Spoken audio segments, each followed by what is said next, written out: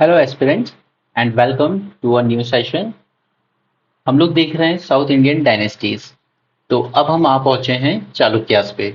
इसके बाद हमारा सिर्फ एक टॉपिक और रह जाएगा, दैट इज इंपीरियल चोलास। फिर हमारी साउथ की लगभग सभी डायनेस्टीज खत्म हो जाएंगी।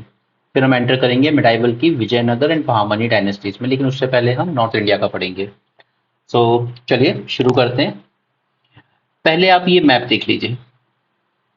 हमने कल पल्लवास के बारे में पढ़ा था, जो यहाँ पर रूल कर रहे हैं। इन्हीं के कंटेम्प्ररी थे चालुक्यास। ठीक है, और इनकी कैपिटल थी बादामी। यहाँ तक पता है। अब आगे चलते हैं। तो ये मेजर डायनेस्टीज तो ठीक है अपनी जगह, लेकिन इसके अलावा कई माइनर डायनेस्टीज भी थी। उन्हीं में से एक थी कदम्बास और गंगा। इन्हें हम वेस्टर्न गंगा बोलते हैं, क्योंकि यहाँ पर जो कलिंग में रूल कर रही है ना, उसको कहते हैं हम ईस्टर्न गंगा। ये वाले इन्हें ईस्टर्न गंगा कहते थे, इसलिए दोनों को डिफ्रेंशिएट करने के लिए हमने उधर वालों को वेस्टर्न गंगा कहा और इन्हें ईस्टर्न गंगा। ठीक है, Kadambas and this is eastern Ganga. Clear है यहाँ तक? ये मैप दिमाग में बिठा लीजिए। पल्लवास, कदम्बास, ऊपर Chalukyas, western Ganga, eastern Ganga and Vengi. यहाँ पर भी चालुक्यंस की ही एक ब्रांच आके रूल करेगी। तो ये सारे कंटेम्प्रेरी क्लियर हो गए आपको। अब आप इस मैप में कुछ लोकेशंस देख लीजिए जो अभी हमें जरूरत होगी जिनकी। देखिए, ये ये तो सभी, जितनी भी लोकेशन मैं आपको दिखा रहा हूँ सब कर्नाटका में है। एक इंपॉर्टेंट है बादामी। इसको रहने देते हैं, हाइलाइटर को। ठीक है, आप ये देखिए बादामी। बादामी से थोड़ा आगे जाएंगे तो पट्टडकल, और यहाँ पर है आईहोल। ये तीन लोकेशन बहुत इंपॉर्टेंट है हमारे लिए, बादामी, पट्टडकल, आईहोल। उसके बाद आप यहाँ नीचे आइए, तो यहाँ मिलेगा हमें हम्पी। देन थोड़ा और नीचे आएंगे हम तो हमें मिलेगा हेल्बिडू। ठीक है, तो ये तीन लोकेशन, आईहोल, पट्टडकल एंड बादामी, उसके बाद हम्पी एंड हेलेबिडू। ये अपने दिमाग में अच्छे से बिठा लीजिए ये लोकेशंस। हो गया इतना क्लियर? तो अब हम आगे शुरू करते हैं। चलिए, तो ये जो आप कदम्बास देख रहे हैं ना यहाँ पे, ये इनकी फ्यूडेटरीज हुआ करते हैं चालुक्यास। अच्छा, पहले एक और बात बता देता हूँ कि हमारे मैप में अगर हम नॉर्थ इंडिया की बात करें, तो जब नॉर्थ इंडिया में गुप्तास रूल कर रहे हैं, तब नीचे रूल कर रहे थे डेक्कन में वकाटकास। क्लियर? फिर गुप्तास की जगह पे ले ली हर्षवर्धन ने, और वकाटकास की जगह ले ली चालुक्यंस ने। क्लियर है ये बात? यानी कि हमारे Chalukyans and Harshavardhan, these are contemporary. और नीचे पल्लवा डायनेस्टी भी रूल कर रही है, जैसे कि नरसिम्हा वन। ठीक है, तो ये सब कंटेम्प्ररी रहे हैं। चलिए आगे बढ़े, आप शुरू करते हैं। तो जैसा मैंने आपको बताया कि कदम्बास के फ्यूडेटरीज थे, तो इनकी जो बिगिनिंग थी ये तो काफी पहले शुरू हो गई थी। कुछ छोटे छोटे रूलर रहे हैं, जैसे जयसिम्हा वन, फिर उनके बेटे राणा रंगा, ये सब रहे हैं। लेकिन हम डायनेस्टी की शुरुआत मेनली मानते हैं रियल फाउंडर से, जो कि थे Pulakeshin one. Pulakeshin one was the real founder. इनका टाइम पीरियड है 535 से 566, 566। इन लोगों का टाइम पीरियड इंपॉर्टेंट हो जाता है। मैं आपको जब एमसीक्यू कराऊंगा ना, तब आप समझेंगे इसकी वैल्यू। अभी जो कह रहा हूँ वो याद रखते चलिए। तो इन्हें हम मानते हैं real founder. And please A4 size की शीट ले लीजिए, प्लेन पेपर, एंड उस पर अपने नोट्स बनाइए, क्योंकि बाद में इनमें एडिशन भी होंगे। ऐसा नहीं है कि सब कंप्लीट है यहाँ पर, क्योंकि नई नई चीजें यूपीएससी खोज के लाता रहता है और आपको भी अपडेट करते चलना पड़ता है। तो इन्होंने अपनी कैपिटल जो थी वातापी, वहां पे एक फोर्ट बनवाने की शुरुआत की थी। ठीक है, और ये पहले रूलर थे जो सेक्रीफाइसेस परफॉर्म कर रहे थे, लाइक अश्वमेध यज्ञ, अश्वमेध, ठीक है, वाजपेयी यज्ञ, एटसेट्रा। तो पुलकेशिन वन के बाद इनको सक्सीड किया था कीर्तिवर्मन वन ने। अब ये आदमी जरूरी क्यों है? पहले इसका टाइम पीरियड 567 से 598। इनका जरूरी इसलिए क्योंकि ये जो कदम्बास थे ना, इनको इसने पूरी तरह से खत्म कर दिया था। कदम्बास को एंड किया था इससे। ठीक है, तो ये जो यहाँ पर कदम्बास रूल कर रहे थे, इनको पूरी तरह से खत्म कर दिया था, डिस्ट्रॉय। इसलिए कीर्तिवर्मन का नाम इंपॉर्टेंट हो जाता है। इसके बाद इनको सक्सीड किया था मंगलेश ने। अब मंगलेश का ऐसा कोई ज्यादा कंट्रीब्यूशन नहीं है, लेकिन सिर्फ एक कंट्रीब्यूशन ये है कि जो कीर्तिवर्मन का बेटा था पुलकेशिन सेकंड, ठीक है, और ये मंगलेश जो रूल कर रहे थे ये इनके ब्रदर थे, ठीक है, मतलब ये दोनों अंकल और नेफ्यू का रिश्ता रखते थे। तो इन दोनों में एक तरह की सिविल वॉर स्टार्ट हो गई थी कि कौन राजा बनेगा। फिर अल्टीमेटली विक्टोरियस बन के निकलता है पुलकेशिन सेकंड। तो अब हमारा मेन हीरो आता है पुलकेशिन सेकंड।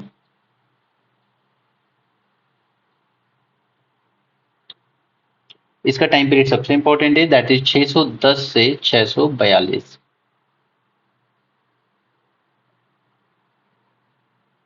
और ये कंटेम्प्रेरी रहेगा Mahendra Varman one and Narasimha Varman one Pallavas के, और ऊपर से हर्षवर्धन का कंटेम्प्रेरी है। ठीक है, तो ये टाइम पीरियड या तो आप याद रख लीजिए या इनके नाम याद रख लीजिए कि कौन सा कंटेम्प्रेरी था। मैं बार बार बोलता हूं ताकि आपको ये चीजें याद हो जाएं। अब देखिए पुलकेशिन का ना, इसके बारे में हमें इंफॉर्मेशन मिलती है कि इनका एक कोर्ट पोएट था रवि कीर्ति, जो कि एक्चुअली जैन था, ठीक है। जबकि ये जो डायनेस्टी है ना ये पूरी ब्राह्मणिकल है, ये ब्राह्मणिकल डायनेस्टी है। तो इनके जो कोर्ट पोएट थे रवि कीर्ति, इन्होंने एक आईहोल इंस्क्रिप्शन लिखा था, आईहोल इंस्क्रिप्शन। वहां से हमें डिटेल्स मिलती है कि ये इसने अपने बारे में बताया है पुलकेशिन सेकंड ने कि मैंने हर्षा को डिफीट किया, पल्लवास के महेंद्र वर्मन वन को डिफीट किया, ओके, मैंने कदम्बास को डिफीट किया।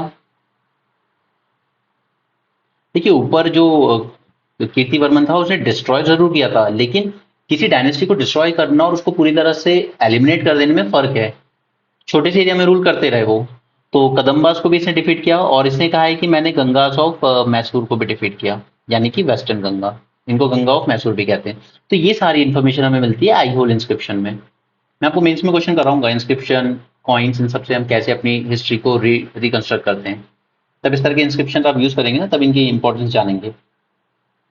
चलिए फिर इसने और क्या लिखा है कि ईयर 637-38 के अराउंड, इस ईयर में मैंने हर्षवर्धन को डिफीट किया on banks of river Narmada, ठीक है। तो एक्चुअली हो क्या रहा है कि ये जो रिवर नर्मदा है जो ऑलमोस्ट इंडिया के हाफ से ही निकलती है, रिवर नर्मदा ने एक तरह का बाउंड्री सेट कर दिया था कि इसके नीचे वाले सदर्न डायनेस्टीज सदर्न इंडिया और ऊपर वाले नॉर्दर्न इंडिया। तो हर्षवर्धन का जो एम्बिशन था कि मैं सदर्न इंडिया में भी एक्सपीडिशन करूं और वहां पे भी जीतूं, तो वो पुलकेशिन ने वो ड्रीम उसका जो था वो तोड़ दिया था। तो नर्मदा रिवर कहीं ना कहीं एक बाउंड्री बन गई थी हर्षवर्धन की डायनेस्टी में और चालुक्य डायनेस्टीज के बीच, ठीक है।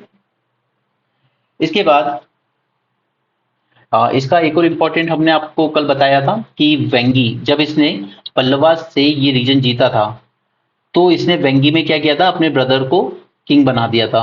और किसकी शुरुआत हुई थी, ईस्टर्न चालुक्यास की, ठीक है। वेस्टर्न में ये लोग रूल कर रहे हैं बादामी से, लेकिन अभी हम इनको वेस्टर्न चालुक्यास नहीं कह रहे हैं, अभी नहीं कह रहे हैं, आगे चल के कहेंगे। अभी हम इनको सिर्फ चालुक्यास कह रहे हैं, चालुक्यास ऑफ बादामी। देन इनके बारे में हमें और क्या पता चलता है, पुलकेशिन सेकंड ने, मैं कई बार रिपीट कर चुका हूं, बार बार क्या बताना सेम चीज, महेंद्र वर्मन वन को डिफीट किया था, लेकिन महेंद्र वर्मन वन के बेटे नरसिम्हा वर्मन वन ने पुलकेशिन सेकंड को ना सिर्फ डिफीट किया बल्कि he also killed him, okay. फिर इन्हीं के टाइम पे वही अपना एक हीरो, अपना ब्लॉगर ह्यून सांग, वो डेक्कन रीजन में भी आया था। तो इसने ये बताया था कि यहाँ पर ना जैनिज्म अभी भी फ्लरिश कंडीशन में है, लेकिन बुद्धिज्म बुरी तरह से डिक्लाइन हो रहा है। और जैनिज्म आप भी आज भी हम लोग ना कर्नाटका में जैनिज्म काफी पॉपुलर है, श्रवण बेलागोला सबसे बड़ी अच्छी जगह है वहां पर, ठीक है। तो ये हो गया पुलकेशिन सेकंड के बारे में। अब इनके बाद कुछ लोगों ने इनको सक्सीड किया था, इतना ज्यादा इंपॉर्टेंट नहीं है, सिर्फ एक का नाम मैं आपको बताऊंगा, that is Vikramaditya first, Vikramaditya first. इन्होंने इनके जस्ट बाद ही रूल किया था 50 से 681। एंड हाँ, एक और बात देखिए, मैंने आपको बताया था कि ये रूल कहाँ तक कर रहे हैं, 642 तक। उसके बाद Pulakeshin second was killed by Narasimha Varman one. तो 642 से लेके 655 तक, इस टाइम तक ना यहाँ पे हालत माहिष्मती साम्राज्य जैसी थी, मतलब जो थ्रोन था वो वैकेंट रहा। ठीक है, कोई राजा था नहीं यहाँ पे, जब तक बाहुबली बड़ा नहीं हो जाता है तब तक ये थ्रोन ना पूरा वैकेंट रहता है। फिर 55 में जाके यहाँ पर नया राजा बैठता है, विक्रमादित्य वन। अब इसका नाम इंपॉर्टेंट इसलिए है क्योंकि इसने पल्लवा रूलर परमेश्वर वन को हराया था, परमेश्वर वन को। ठीक है, तो इन्होंने अपने पिताजी का बदला लिया फाइनली। और बैटल का नाम मैंने आपको कल भी बताया था, बैटल ऑफ पेरुवलन्नालूर। इंपॉर्टेंट नहीं है, बस बता दिया मैंने, बाकी उसका नाम आपको याद रखना इंपॉर्टेंट नहीं है। ठीक है, फिर इसके बाद और आगे जाते हैं हम 3-4 राजाओं के आगे। तो इंपॉर्टेंट बात यह है कि इसके बाद आएंगे विक्रमादित्य सेकंड। इनकी रेन इंपॉर्टेंट इसलिए क्योंकि इन्हीं के टाइम पे दंती दुर्ग, जो इन्हीं का जनरल था एक्चुअली, आर्मी जनरल, ठीक है, ये दंती दुर्ग बहुत तेजी से राइज करता है। ये दंती दुर्ग का राइज होगा अंडर विक्रमादित्य सेकंड, एंड ये आगे चल के स्टैब्लिश करेगा राष्ट्रकूटा डायनेस्टी। ठीक है,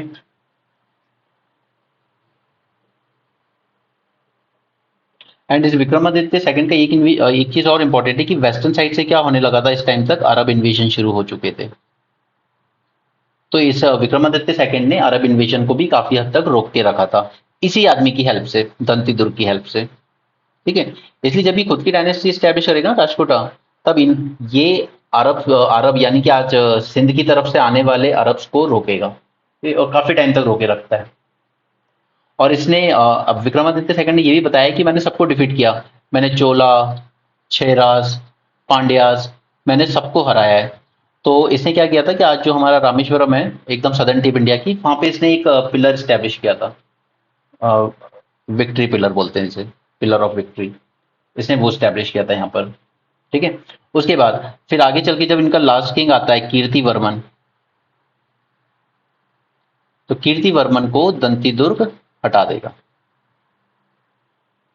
इस टाइम तक ये जो दंती दुर्ग, जो कटप्पा था, ये ज्यादा पावरफुल हो गया था, तो इसने इस राजा को ही हटा दिया और अपनी खुद की डायनेस्टी स्टैब्लिश कर दी।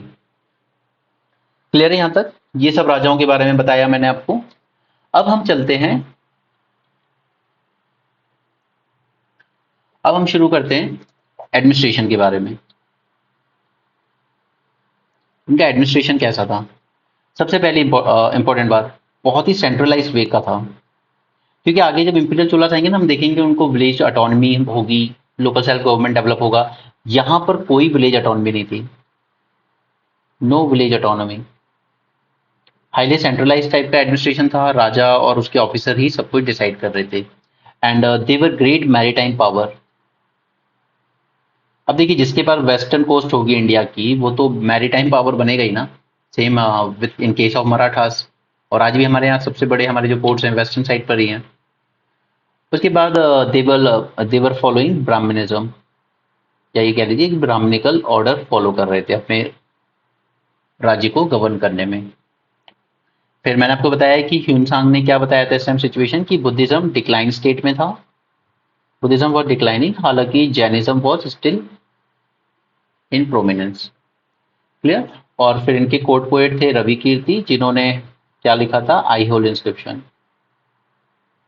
आई होल इंस्क्रिप्शन। ठीक है, और ये इंस्क्रिप्शन लिखा गया है संस्कृत लैंग्वेज में। ऐसे स्टेटमेंट डाल के वो आपको एग्जाम में कंफ्यूज करता है, प्रकृत में लिखा है या किस में लिखा है, तो ये संस्कृत में लिखा था। चलिए अब आ जाते हैं लास्ट टॉपिक पे, दैट इज आर्किटेक्चर। जब भी हम साउथ डायनेस्टीज की बात करते हैं ना, आर्किटेक्चर बहुत इंपॉर्टेंट हो जाता है हमारे लिए।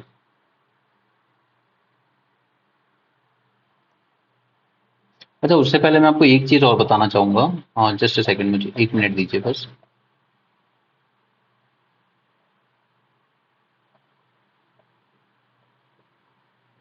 हाँ, ये इनकी जो लड़ाई रही है ना चालुक्य और पल्लवास की, इसको लेके मैंने आपको बताया कि ये जो पुलकेशिन सेकंड था, पहले इसने क्या किया था, इसने अटैक किया और महेंद्र वर्मन वन को डिफीट किया, राइट। फिर महेंद्र वर्मन वन का बेटा नरसिम्हा वर्मन इसने बदला लिया और पुलकेशिन को ना सिर्फ डिफीट किया बल्कि ही ऑल्सो किल्ड हिम। फिर मैंने आपको बताया कि यहाँ पर विक्रमादित्य ने आके परमेश्वर वन को डिफीट किया, ठीक है। तो इस तरह से इनकी जो लड़ाई है वो जनरेशन बाय जनरेशन चलती रही। यहाँ पे मैंने सभी प्रोमिनेंट राजाओं के नाम लिख दिए हैं और उनका टाइम पीरियड लिख दिया है। तो अगर आप कोशिश कीजिए कि ये सारी इंपॉर्टेंट है, अगर ये याद नहीं रख सकते तो at least Pulakeshin second, Mahendra Varman one, Narasimha Varman one and Narasimha second, इनके जरूर याद रखिएगा, ठीक है, इतना याद रखिएगा। चलिए अब हम आते हैं आर्किटेक्चर पे। तो इनका जो आर्किटेक्चर ना उसे हम कहते हैं वेसारा स्टाइल, वेसारा स्टाइल या डेक्कन स्टाइल। देखिए नॉर्थ इंडिया में सबसे ऊपर कौन सा है, नगर स्टाइल के टेम्पल्स बन रहे हैं। नीचे कौन से बन रहे हैं, द्रविडियन स्टाइल के साउथ में, ठीक है। और बीच में जो डेक्कन रीजन है वहां पे जो बन रहा है उसको कहा जाएगा वेसारा स्टाइल, ठीक है। ये ड्राइव नगर से ही हुआ है। शुरू में वेसारा स्टाइल में हमें जो स्टार्टिंग में टेम्पल देखने को मिलते हैं ना अर्ली फेज में, वो नगर स्टाइल से ही इंस्पायर है पूरी तरीके से।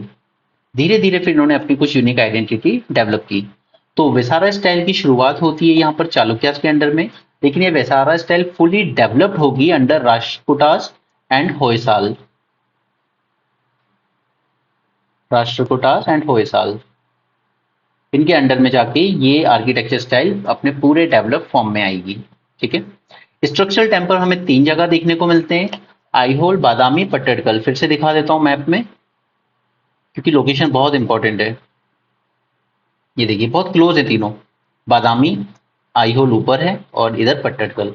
ये 3 है ना, ये पूरा रीजन मंदिरों के लिए फेमस है।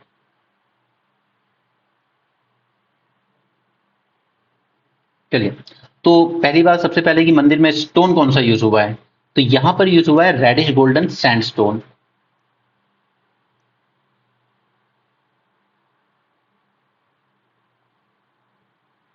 Reddish golden sandstone.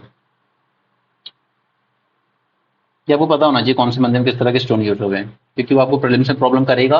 और अगर मेंस में भी आपसे पूछा जाता है किसी तरह के आर्किटेक्चर के बारे में तो उसमें आपको मेंशन करना जरूरी है कि किस तरह का स्टोन यूज हो रहा है। तो मैंने कल पल्लवास के टाइम भी बताया था कि सोचिए कोस्टल एरिया है तो सैंड ज्यादा मिलेगी वहाँ। सेम चीज मैं आपको यहाँ भी कह रहा हूँ, ओके। उसके अलावा हमें केव आर्किटेक्चर भी बहुत देखने को मिलता है, केव, ठीक है। तो इनमें से फेमस केव हैं Ajanta, Ellora and one more is there, Nashik caves, okay. ये भज एंड करले वगैरह, ये पुणे के पास है, ठीक है। तो हमें केव में भी काफी सारे देखने को मिलते हैं। उसके बाद एक और चीज मैं आपको क्या बताऊंगा, ये जो अजंता है ना यहाँ पर एक पेंटिंग बनी हुई है जिसमें पर्शियन एम्बेसी को रिसीव कर रहे हैं पुलकेशिन सेकंड। एम्बेसी मतलब उनके राजदूत, ठीक है। तो ये अजंता में बनी हुई है, ये बात भी याद रखिएगा, ये भी प्रीलिम्स में आपसे पूछी जा सकती है। देन अब हम देखते हैं टेम्पल्स के फॉर्म को। तो टेम्पल्स ना यहाँ पे 2 स्टेज में डेवलप होते हैं, एक अर्ली स्टेज और एक थोड़ा सा मैच्योर स्टेज में। तो सबसे ज्यादा टेम्पल हमें देखने को मिलेंगे आईहोल एंड बादामी में। तो आईहोल में हमें ओवरऑल तो देखने को मिलते हैं 70 टेम्पल्स, इतने बने थे किसी जमाने में, लेकिन अब बहुत सारे मिट गए, कुछ ही रह गए। लेकिन जो रह गए उनमें से कुछ इंपॉर्टेंट है, एक सबसे इंपॉर्टेंट है लड खान टेम्पल। अब ये मत बोलना कि यहाँ खान क्यों आ रहा है, हम आज के टर्म में बात कर रहे हैं इस मंदिर का नाम, ठीक है। तब हो सकता है उन्होंने कुछ और नाम रखा हो, ओके। तो ये सबसे अर्लीस्ट टेम्पल माना जाता है, बहुत ही छोटा सा है, एकदम फ्लैट रूफ, ऊपर से एकदम फ्लैट है, ठीक है। इसमें कोई आर्किटेक्चर देखने को नहीं मिलता, एकदम फ्लैट है बिल्कुल, ठीक है। इसी के साथ लटखान के अलावा एक दुर्गा टेम्पल है यहाँ पर। ये एक्चुअली टेम्पल बोल लो इसको, या वैसे ये देखने में लगती है बुद्धिस्ट चैत्य जैसी। चैत्य मतलब जो इनका प्रेयर हॉल होता था ना बुद्धिस्ट का, वैसा है। देन एक और है, ये अच्छी है, कुची मल्लीगुड़ी, कुची मल्लीगुड़ी टेम्पल, ठीक। ये सब टेम्पल आईहोल में है। इसके अलावा एक जैन टेम्पल भी देखने को मिलता है मेगुती में, ठीक है। तो ये सब आईहोल में बने हुए हैं। इसके बाद बादामी में हमें अर्ली अर्ली फेज की बात कर रहा हूँ अभी मैं। बादामी में हमें अर्ली फेज में यहाँ पर देखने को मिलता है मुक्तेश्वरा टेम्पल।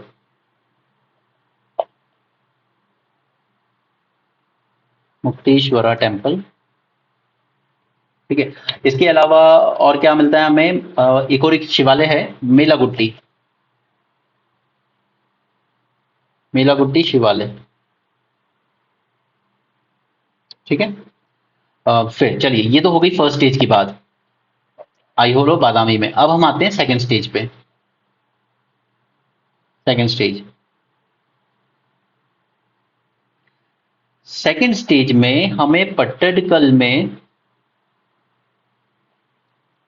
10 टेम्पल का एक पूरा कॉम्प्लेक्स देखने को मिलता है। 10 टेम्पल्स, जिसमें से 4 बने हैं नॉर्दर्न स्टाइल में, मतलब नगर स्टाइल में, और 6 बने हुए हैं द्रविडियन स्टाइल में, ठीक है। नॉर्दर्न स्टाइल की अगर हम बात करें तो इसमें इंपॉर्टेंट टेम्पल कौन सा है, पापनाथ टेम्पल, ठीक है, पापनाथ टेम्पल। जबकि द्रविडियन में 2 टेम्पल इंपॉर्टेंट हैं, एक है संगमरेश्वरा,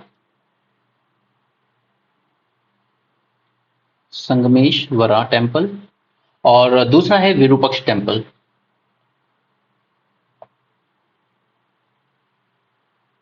ठीक है। ये इसके बारे में ये भी याद रखिए, ये अपना रिवर तुंगभद्रा के बैंक पर ही है, ठीक है। और इसे बनवाया किसने था, विक्रमादित्य सेकंड की वाइफ थी, लोक महादेवी, लोक महादेवी, उन्होंने इसका कंस्ट्रक्शन करवाया था, ठीक है। So that's it all about Chalukyas. जितनी काम की इंफॉर्मेशन थी मैंने सब बता दी है आपको। तो आई होप कि आपको सब समझ में आया हो, एंड आप टाइम पीरियड जरूर याद रखिए इन सब का। मैप आपको दिखाए मैंने ताकि आपको और क्लैरिटी मिल सके। इसके अलावा अब बस एक लास्ट टॉपिक रह गया है हमारा, इंपीरियल चोलास, इंपीरियल चोलास। बस ये टॉपिक करने के बाद फिर हम नॉर्थ इंडिया में मूव करेंगे। देखिए, जनरली आपको सभी जो भी पढ़ाएंगे वो नॉर्थ इंडिया से ही शुरू करते हैं। मैंने साउथ इंडिया से आपको इसलिए कराया था क्योंकि नॉर्थ इंडिया बार बार पढ़ते पढ़ते बच्चे उससे तो फिर भी फैमिलियर हो जाते हैं, लेकिन साउथ इंडिया की डायनेस्टीज में वो हमेशा परेशान होते हैं। एंड ट्रस्ट में सबसे ज्यादा अगर यूपीएससी क्वेश्चन पूछता है तो साउथ इंडिया से ही पूछता है, इसलिए मैंने इन चीजों को आपको बहुत डिटेल में कराया है।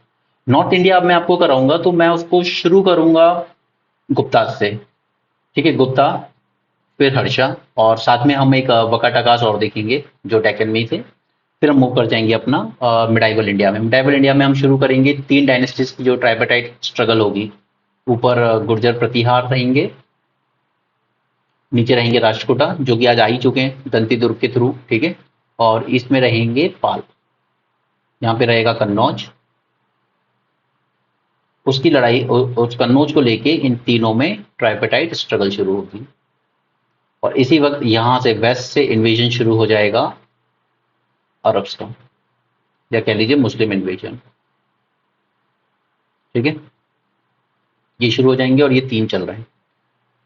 तो ठीक है, अगले लेक्चर में हम मिलते हैं इंपीरियल चोलास के साथ। Have a great day.